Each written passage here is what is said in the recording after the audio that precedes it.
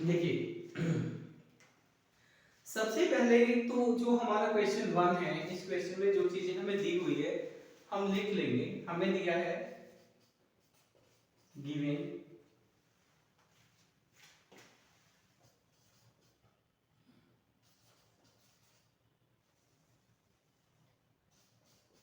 Maximise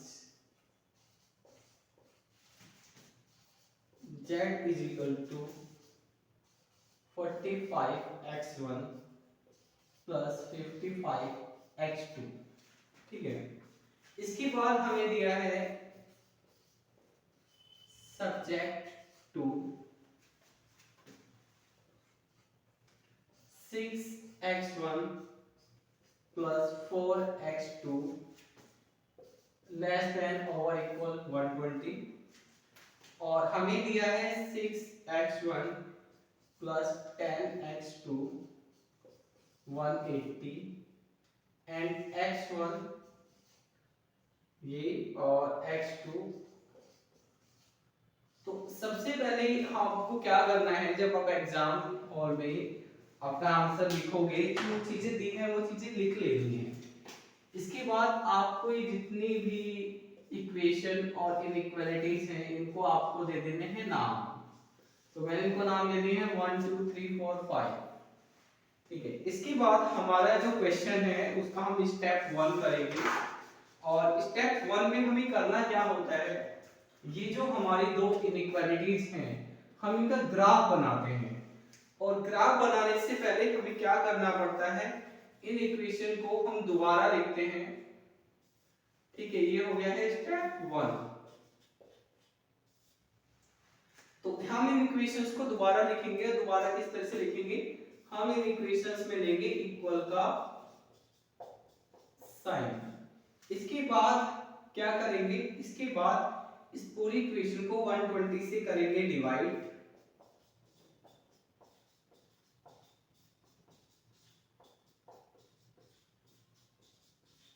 ठीक है, तो 120 से डिवाइड करने के बाद ये इक्वेशन हो जाएगी ये, और ये हो गया आपके पास 1। इसके बाद इसी तरह से हमारी जो इक्वेशन नंबर थर्ड है उस इक्वेशन से भी हम लोग इक्वल का साइन लेकर एक नई इक्वेशन बनाएंगे। और इस इक्वेशन में भी हम लोग क्या करेंगे, इस इक्वेशन में भी हम लोग 180 से कर देंगे डिवाइड। तो ये हो गया है 3x1 180 plus 10x2 divided by 180 is equal to 1। 3 से इसको कैंसिल करो, x1 इज इक्वल टू 60, इससे इसको कैंसिल करो 18 इज इक्वल टू 1। ठीक है, अब ये जो हमारी इक्वेशन है इसको हम नाम दे देंगे 6 और इस इक्वेशन को हम नाम दे देंगे 7। अब आपको क्या करना है, ये था हमारा स्टेप नंबर 1। अब हम ये जो इक्वेशन है हमारी, इन इक्वेशन का ग्राफ ड्रॉ करेंगे। तो आप लिख लीजिएगा I am drawing the graph of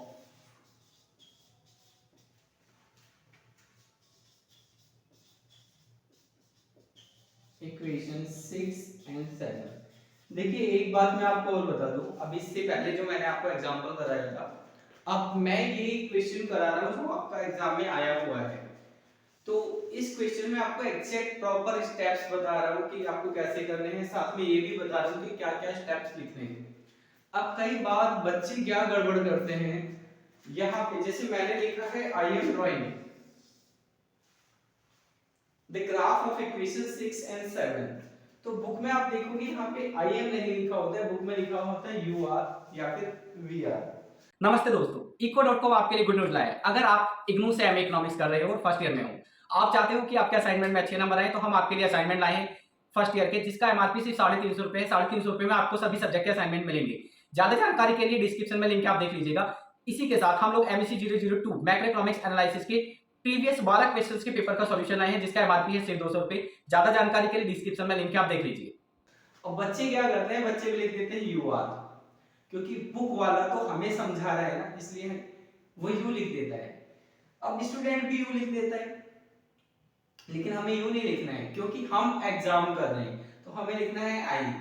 जब आप लिखते हो ना यू, तो यहाँ से जो इस सिचुएशन में जो भी टीचर आपका पेपर चेक करता है, जो भी एग्जामिनर होता है, वो समझ जाता है कि बच्चे ने तो रट रखा है या इसने कहीं से नकल मार ली और आपके मार्क्स उस केस में सही नहीं मिलते हैं। तो ये बहुत जरूरी बात है कि आप समझें हमें कहाँ पे क्या लिखना है। तो अब हम ये जो हमारी इक्वेशन नंबर 6 है और इक्वेशन नंबर 7 है, इसका ग्राफ बनाएंगे। ठीक है, ग्राफ कैसे बनाना है आपको पता है। ग्राफ बनाने से पहले मैं यहाँ पर एक लाइन ड्रॉ कर देता हूँ। अच्छा एक बात और, सॉरी, ये हमारा स्टेप नंबर 2 है और ये होता है हमारा स्टेप 1।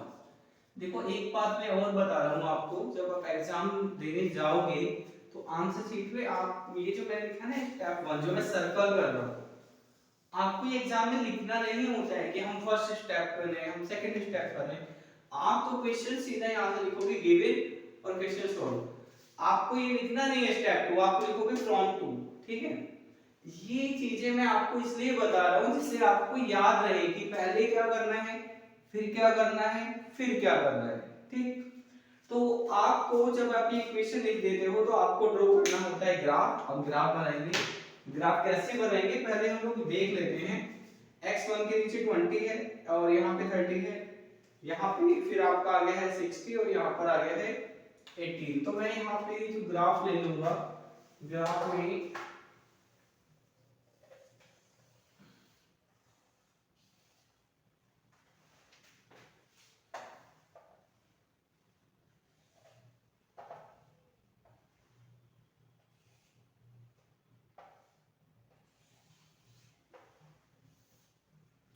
ये हमारा हो गया x1 और ये हो गया है हमारा x2। यहाँ पे इनका ग्राफ बनाते हैं तो सबसे पहले मैं कुछ पॉइंट ले लेते हैं। मैं पॉइंट ले लेता हूँ 10, 20, 30, 40, 50 एंड 60 एंड 70। और इस साइड हम पॉइंट ले लेते हैं, देखिए y2 जो सॉरी x2 जो है हमारे यहाँ पे हमें 30 और 18 ही चाहिए। ठीक है, तो यहाँ पे हम जो पॉइंट है थोड़े बड़े बड़े ले रहा हूँ, जैसे मैंने ले लिया है सॉरी ये 0.5 और ये 10, ये 15, ये 20, ये 25 और ये 30 और ये 35। अब देखिए यहाँ पे कभी कभी कुछ स्टूडेंट्स को कंफ्यूजन रहता है, वो ये सोचते हैं कि जब यहाँ पर हमने 10 10 का गैप लिया है तो यहाँ पे भी 10 10 का गैप लेना जरूरी है। देखिए ऐसा नहीं होता है। अब क्वेश्चन ये है कि यहाँ पर हमने 10 10 का गैप लिया है, यहाँ पे 5 5 का, हमें कैसे पता चलेगा कहाँ पे कितना गैप लेना है। तो आपको देखना ये है जो x1 के नीचे कितना है, x1 के नीचे 20 और 60 है, तो मुझे ना x1 वाले लाइन पे बेसिकली जो वैल्यू चाहिए वो वैल्यू चाहिए 10 20 30 60 तक वैल्यू चाहिए। मैंने तो फालतू ले ली है। इसी तरह से हम देखेंगे x2 के नीचे 30 है और x2 के नीचे है आपका 80। तो अब मेरे को ये देख रहा है कि जो हमारा x2 है, ठीक है, x2 पे जो पॉइंट्स हैं वो पॉइंट्स कहां तक चाहिए, मुझे 30 तक चाहिए, तो मैंने 5 5 का गैप ले लिया है। अगर मान लीजिए मुझे चाहिए होता है 100 तक, तो फिर मैं 20 20 का गैप लेता। एक और बात, जब हम ग्राफ बनाते हैं ना तो ये डिस्टेंस, जैसे मैंने यहाँ 0 से 10 लिया तो 10 to 20 20 30, तो ये गैप ना हर बार बराबर होना चाहिए। ऐसे मत करना 10 to 20 फिर 20 to 50 फिर 50 to 80, ऐसे नहीं लेना है। अगर ये गैप 10 का लिया है तो यहाँ 10 10 का ही लेना है, और अगर यहाँ 5 का लिया है तो फिर 5 5 का ही लेना है।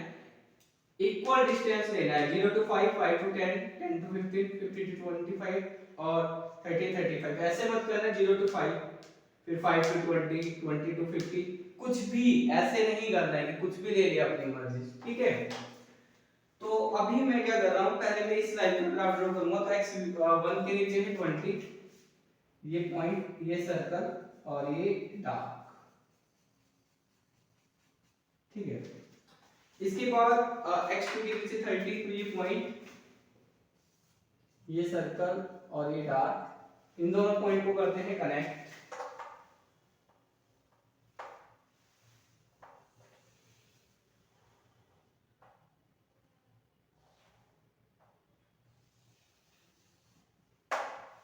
और ये जो मैंने लाइन बनाई है ये किस इक्वेशन की लाइन है 6x1 plus 4x2 is equal to 120, ठीक है। इसके बाद हम इस वाले लाइन का ग्राफ बनाएंगे तो x1 के नीचे हो जाएगा हमारा 60, ये पॉइंट, ये सर्कल, ये हो गया है हमारा डार्क, और x2 के नीचे है हमारा 18, तो 18 होगा 15 और 20 के बीच में, और यहाँ पे इन दोनों पॉइंट को भी कनेक्ट कर देते हैं।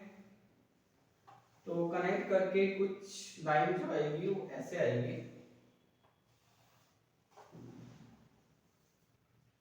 ये लाइन है, ठीक। इस लाइन का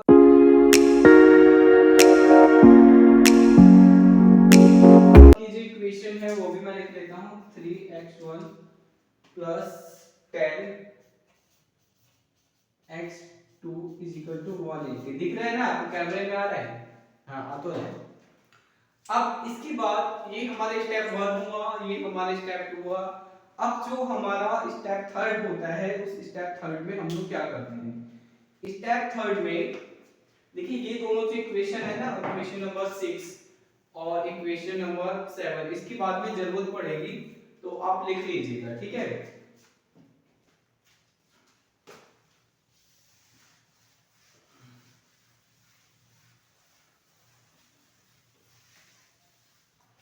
अब हम बात करते हैं हमारे स्टेप नंबर 3 की। तो स्टेप नंबर 3 में आप लिखोगे putting x1 is equal to 0, x2 is equal to 0, कहां पर? सेकंड इनइक्वालिटी में। तो सेकंड इनइक्वालिटी में x1 की जगह मैंने 0 पुट करा, x2 की जगह भी मैंने 0 पुट करा, तो ये 0, ये भी 0, 0 प्लस 0 120, और ये भी हो गया 0। तो ये क्या हो गया है, ये इनइक्वालिटी हमें दिखा रही है कि 0 120 से छोटा है। हाँ तो छोटा है, छोटा ही होता है, तो हम लोग क्या लिखेंगे, हम लिखेंगे which is true, which is true, या आप लिख सकते हो दिस इज ट्रू, एक ही बात है। तो अगर कोई इक्वेशन 0 0 पुट करने पे ट्रू हो जाती है तो उसका सेट आता है अंदर की तरफ। तो जो हमारी इक्वेशन नंबर 2 है, इसका जब आप सेटिंग करोगे, इसकी सेटिंग ऐसे अंदर की तरफ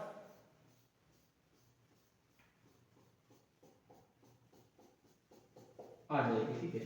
इसके बाद हम लोग क्या करेंगे, हम लोग पुट करेंगे putting x1 is equal to 0, x2 is equal to 0, कहां पे? थर्ड इनइक्वालिटी में। थर्ड इनइक्वालिटी क्या है, ये 0, और यहाँ पे भी 0, x2 की जगह भी 0, ये थर्ड इनइक्वालिटी में मैंने x1 और x2 की वैल्यू 0 पुट करी, ये 0 0 0 को 0 में ऐड करोगे तो 0 180। ये इक्वेशन क्या कहती है आपसे, ये इक्वेशन कह रही है कि 0 180 से छोटा होता है। हाँ ये बात तो ठीक है, छोटा होता है, तो आप लिखोगे विच इज ट्रू। तो ये इक्वेशन भी क्या हो गई है, ट्रू हो गई है। अब क्योंकि ये इक्वेशन भी ट्रू हो गई है तो इसकी जो शेडिंग होगी वो भी कहां होगी, अंदर की तरफ होगी। बट जैसे मैंने यहाँ पे तिरछी तिरछी लाइन ली थी, अब मैं सीधी सीधी लाइन लूंगा, ये ऐसे, ये ऐसे, ये ऐसे, ये ऐसे, ये ऐसे, ये ऐसे, ये ऐसे, ये ऐसे, ये ऐसे, ये। तो आपको एक बात ध्यान रखनी है, जब भी हम लोग शेडिंग करेंगे तो जैसे ग्राफ के 4 पार्ट होते हैं, ये फर्स्ट, सेकंड, थर्ड, फोर्थ। तो मैंने क्या बताया था, शेडिंग आपको फर्स्ट एरिया में ही करनी है। क्यों? क्योंकि x1 और x2 दोनों की वैल्यू पॉजिटिव है।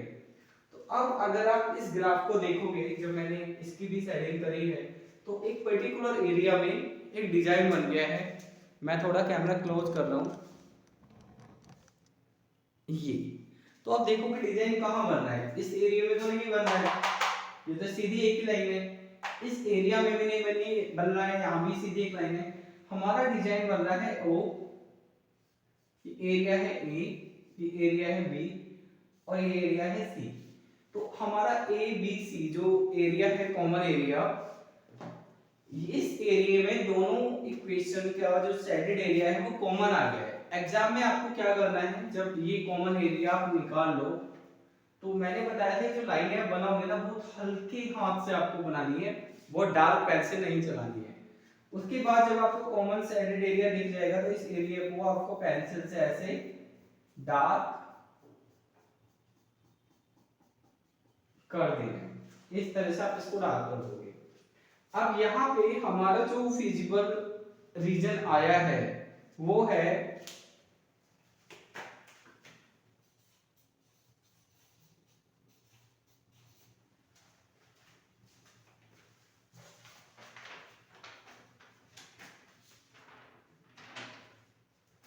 feasible is OABC, ठीक है, दैट इज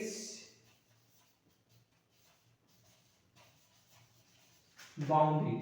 अब ये फिजिबल रीजन जो है आपका यानी कॉमन साइडेड एरिया जो है ये बाउंडेड है। बाउंडेड कैसा है, क्योंकि जो कॉमन साइडेड एरिया है अगर आप इसको देखोगे तो उसके चारों तरफ बाउंड्री है, ये OA, AB, BC और CA, ये हर तरफ से बाउंड्री के अंदर एरिया बंद हो गया है, ठीक है। तो ये हमारा फिजिबल रीजन आ गया है। अब हमें क्या करना है, ये जो पॉइंट है ये बी पॉइंट, हमें इस बी पॉइंट की बेसिकली वैल्यू कैलकुलेट करनी है। तो इसकी वैल्यू हम लोग कैलकुलेट करेंगे पॉइंट बी की, ठीक है। ये हो गया था हमारा स्टेप नंबर 3। अब हम करेंगे अपना स्टेप नंबर 4 और इसमें हम लोग लिखेंगे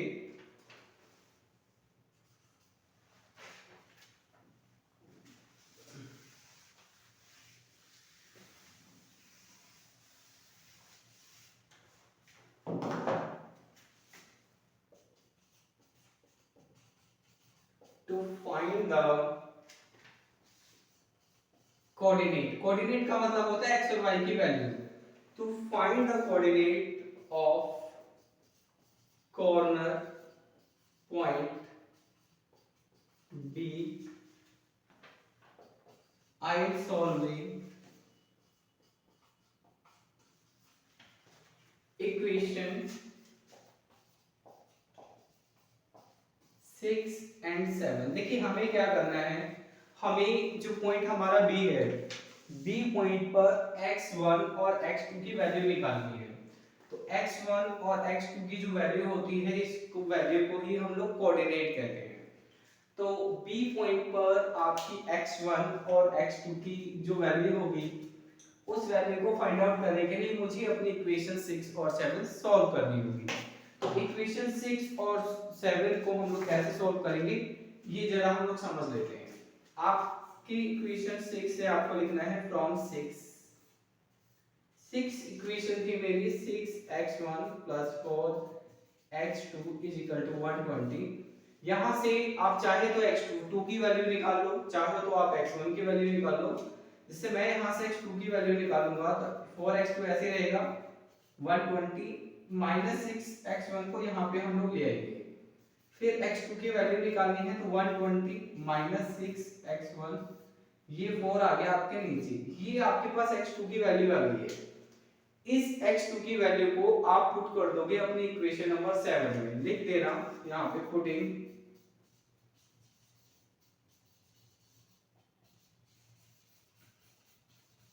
this value of x2 in equation 7। तो हमारी जो इक्वेशन नंबर 7 है वो इक्वेशन है 3x1 10x2 = 180। यहां पे मैं क्या करूंगा 3x1 को तो ऐसे दिखा देने दूंगा, 10x2 की जगह मैं ये वैल्यू पुट कर दूंगा, ये value.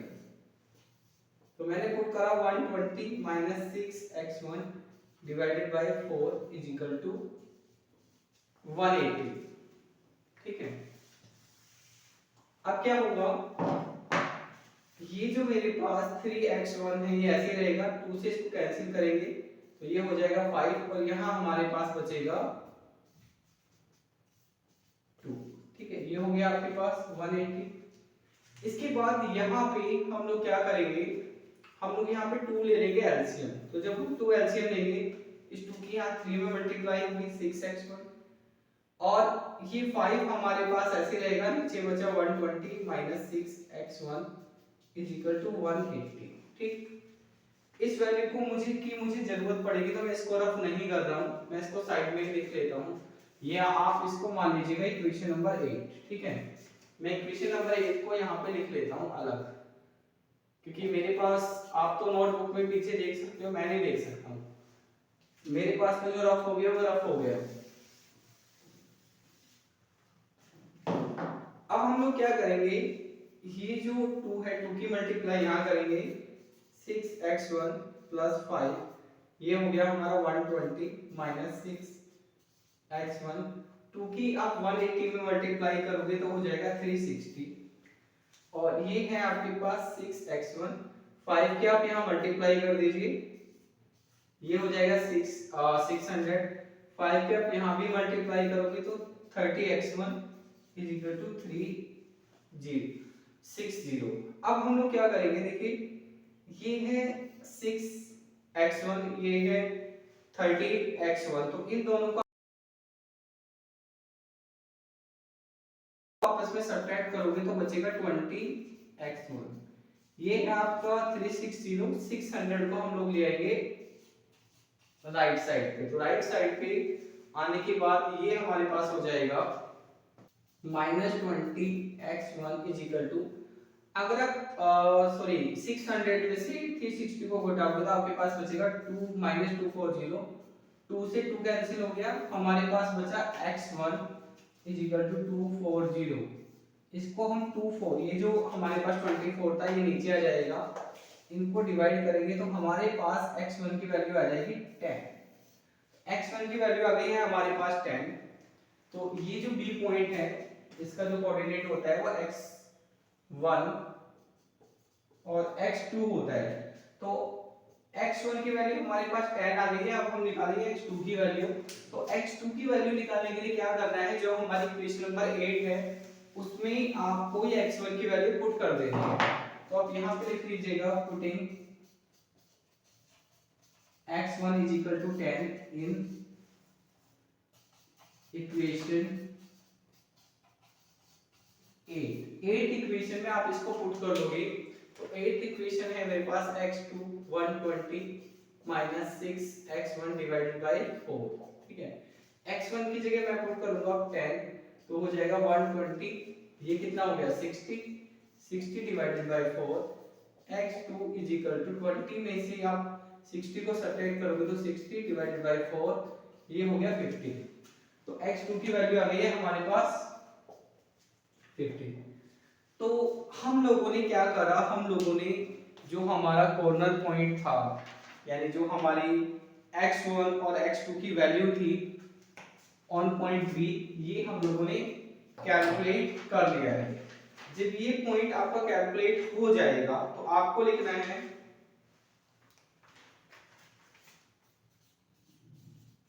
Coordinate of point B है आपका 10 and 15, आपको ये लिखना है। उसके बाद आप लोग लिखोगे I am using corner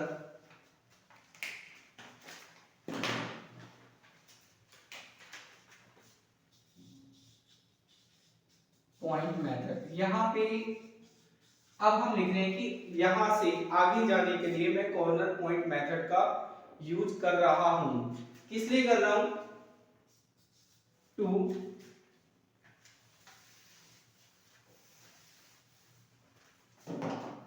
determine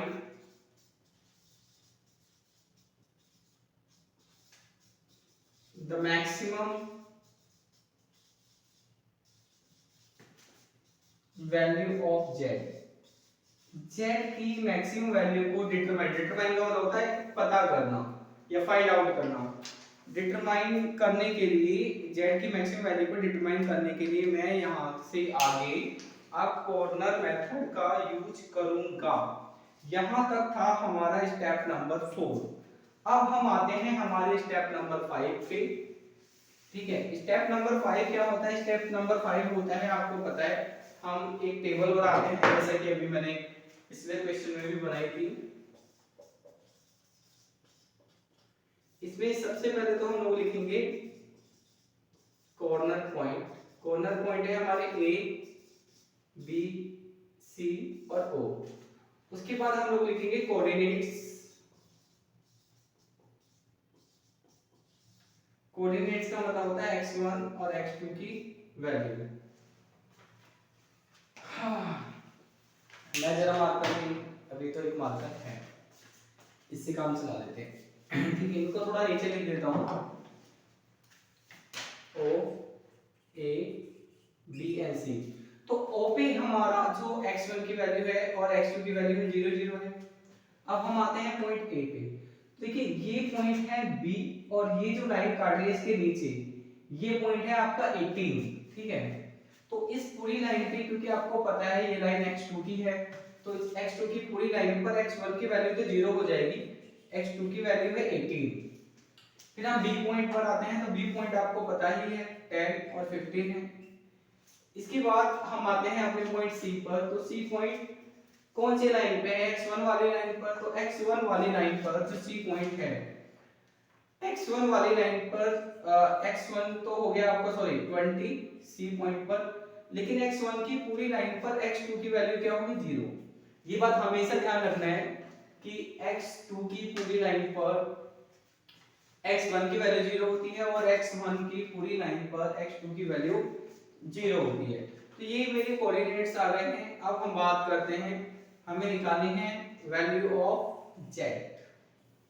ठीक है, तो आप एक काम करो, मैं पहले यहाँ लिख देता हूँ वैल्यू ऑफ z।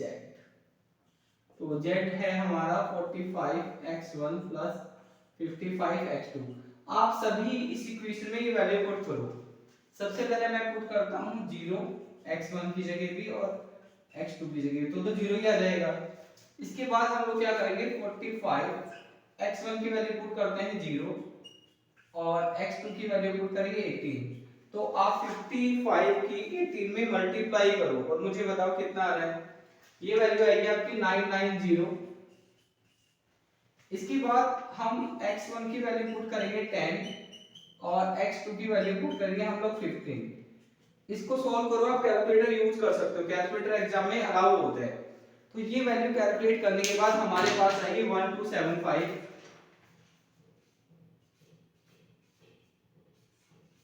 ठीक है, 1275।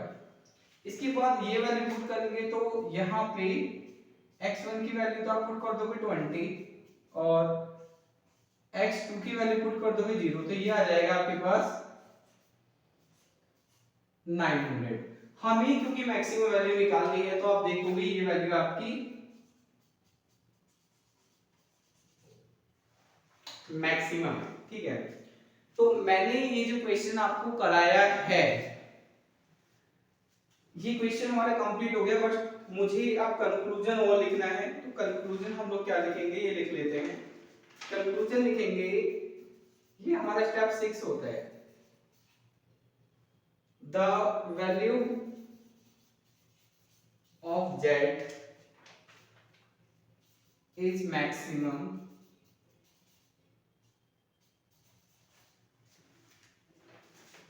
एट, किस पॉइंट पर है मैक्सिमम वैल्यू z की? बी पॉइंट पर, एट पॉइंट बी हुज यानी जिसके कोऑर्डिनेट्स, जिसके कोऑर्डिनेट आर 10 15। हमारी जो z की वैल्यू है वो मैक्सिमम है बी पॉइंट पर जिसके कोऑर्डिनेट 10 और 15 हैं। ठीक है, hence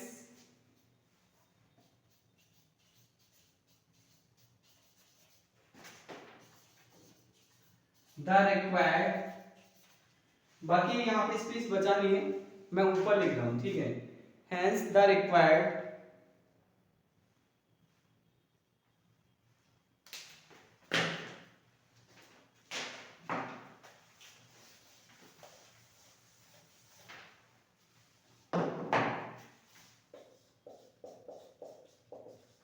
solution is x1 is equal to 10, x2 is equal to 15।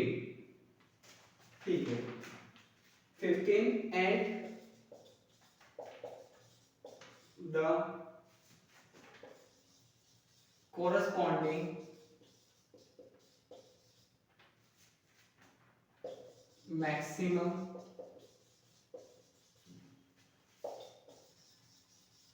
value of z is equal to 1275। तो देखिए ये लाइन ये कहती है कि the value of z is maximum at b, z की वैल्यू b पॉइंट पर मैक्सिमम है whose coordinates या b पॉइंट के जिसके यानी b पॉइंट के कोऑर्डिनेट क्या है 10 15, hence the required solution है x1 is equal to 10 and x2 is equal to 15 और इन पॉइंट के कोरस्पॉन्डिंग z की जो वैल्यू आएगी वो आएगी 1275।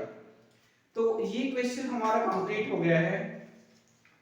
अब हम चलते हैं अपना जो हमारा क्वेश्चन नंबर 2 है। क्वेश्चन नंबर 2 देखिए आपकी स्क्रीन पर है, ठीक है। जो क्वेश्चन नंबर 2 है वो आया था आपका जून 17 में 003 कोड था और क्वेश्चन पेपर में इसका जो सीरियल नंबर था वो था 9 और 12 मार्क्स का क्वेश्चन आया था। लीनियर प्रोग्रामिंग से अक्सर 12 मार्क्स का ही क्वेश्चन आता है, तो पहले आप ये नोट कर लीजिए, फिर हम आगे चलते हैं, ठीक है।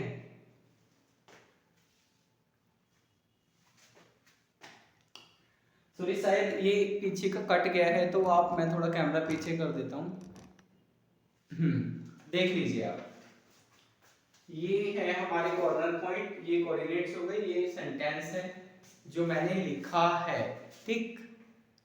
चलिए अब हम बात करते हैं अपने क्वेश्चन नंबर 2 की, जो कि स्क्रीन पर है। तो क्वेश्चन नंबर 2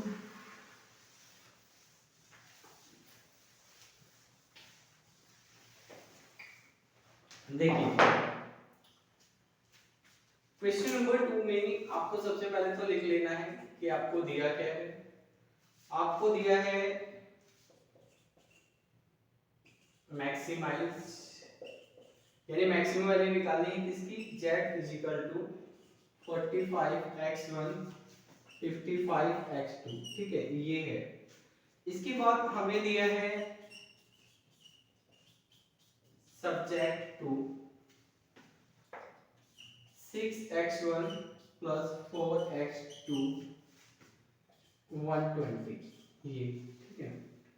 इसके बाद हमें दिया है इस क्वेश्चन में 180 10x2 प्लस 3x1। अब देखिए ये जो हमारे पास इनइक्वालिटी है, इस इक्वेशन को तो आप 1 नाम दे दीजिएगा, इसको इस इनइक्वालिटी को आपको नाम दे देना है 2। अब ये जो इक्वेशन है ना, इस इक्वेशन को आपको एक बार दोबारा लिखना है।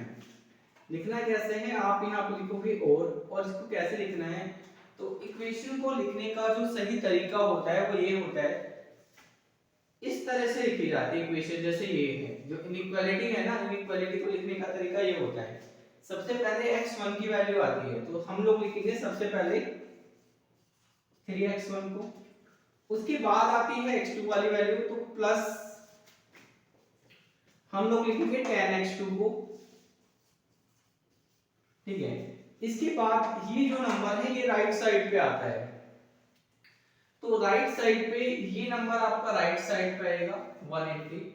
अब एक बात आपको ध्यान रखनी है, कभी कभी हम गलती कर देते हैं। आपको ये देखना है, ये जो सिंबल है इसका जो मुंह खुला हुआ है, किधर खुला हुआ है, 180 की तरफ खुला हुआ है ना, तो ये मुंह हमेशा 180 की तरफ ही खुला रहना चाहिए। तो हमने क्या करा, इस इक्वेशन को इस तरीके से लिख दिया है, ये हो गई है हमारी इक्वेशन नंबर 3। इसके बाद हमें दिया है कि जो x1 है इट इज 0, ये हमारी इक्वेशन नंबर 4 हो गई है, और हमें दिया है x2 इज ग्रेटर देन 0, ये हो गई है हमारी इक्वेशन नंबर 5। तो ये क्वेश्चन दिया है, अगर आप देखो तो इस क्वेश्चन में ये फर्स्ट इक्वेशन हो गई, ये हो गई इनइक्वालिटी 2, और इस इनइक्वालिटी को मैंने दोबारा लिखा है। अब first equation, second inequality, third inequality, fourth inequality and fifth inequality. अगर आप इस क्वेश्चन को ध्यान से देखते हो तो ये क्वेश्चन बिल्कुल क्वेश्चन 1 की तरह ही हो गया है। देखिए है ना। ये क्वेश्चन कैसे बन गया है, क्वेश्चन 1 की तरह ही बन गया है। तो कहने का मतलब ये है कि क्वेश्चन 1 और क्वेश्चन नंबर 2 ये दोनों क्वेश्चन अलग अलग नहीं है, ये दोनों क्वेश्चन एक ही क्वेश्चन है। बट क्या हुआ है, जिसने भी क्वेश्चन पेपर बनाया उसने स्टूडेंट को थोड़ा सा कंफ्यूज करने के लिए ये जो इक्वेशन है जो हमें क्वेश्चन नंबर 1 में दी गई थी, इस इक्वेशन को थोड़ा चेंज करके ऐसे लिख दिया है। तो हम क्या करेंगे, पहले इस इक्वेशन को इस तरह से बनाएंगे क्योंकि यही तरीका है एक लीनियर इक्वेशन को लिखने का, जो जनरल तरीका है। तो इस इक्वेशन को हमने दोबारा इस तरह से लिख लिया है। अब ये क्वेश्चन कैसा हो गया है, क्वेश्चन 1 की तरह। तो बेसिकली क्वेश्चन 1 और क्वेश्चन 2 एक ही है, थोड़ा सा चेंज था। तो क्वेश्चन 2 मैं आपको करा नहीं रहा हूं, ठीक है, ये क्वेश्चन 1 ही है, तो इसको कराने का कोई मतलब नहीं है। अब जो हमारी नेक्स्ट क्लास होगी उसमें हम एक अलग क्वेश्चन करेंगे, क्वेश्चन नंबर करेंगे 3। तो आज की क्लास में इतना ही, मिलते हैं नेक्स्ट क्लास में। Till then good bye, take care, good night.